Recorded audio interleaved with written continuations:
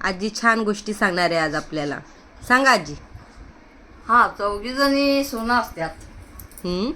चौघी जणी सुना असतात. हा. तर एकीला मोठीला भरल्या बांगड्या आधी, हा. परत मधलीला भरल्या, 2 नंबरला भरल्या, हा. परत 3रा नंबर आला, 3रीला बी भरलो. हम्म. पण चौथी का लवकर भरत नाही बांगडी. हा. ते कासार येतो. हा. कासार म्हणतो तिच्याकडे बघतो लय उशीर, हा. आणि तिला काय बांगडी भरत नाही. हा. तो म्हणतो माझं काम करशील का, मग तुला बांगड्या भरतो. हम्म. तर मग म्हणते मग ऐकते तुमचं काम, हम्म. आणि मग भरतो बांगड्या. हम्म. मी म्हणेल ती दार उघडं ठेवशील का, मी येईन त्या टायमाला. बर म्हणले, ठेवते दार उघडं. आणि नवऱ्याला सांगितलं आपलं, तिनं बांगड्या भरून झालं. तो कासार गेला, ती रडायला लागली. असं मला कासार म्हणलेला हा. रडायला लागली ना.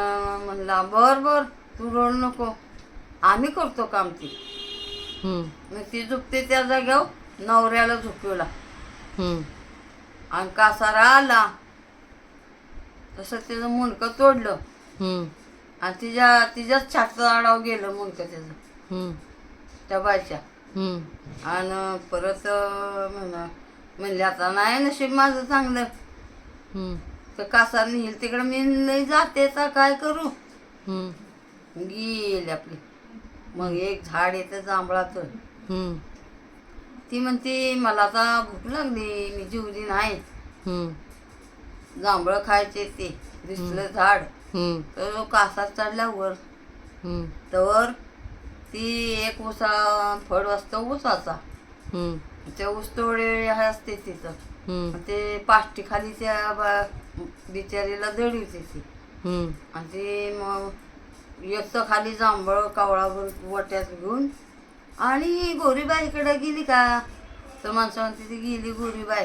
त्या चुलवानात उडी मारली, हम्म. आणि ती बी उतारतात त्या चुलवानात. हम्म. मग उडी मारतात जळतं ती, हम्म.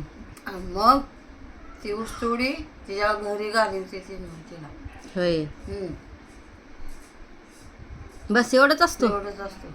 अरे वा, छान बोललेत तुम्ही.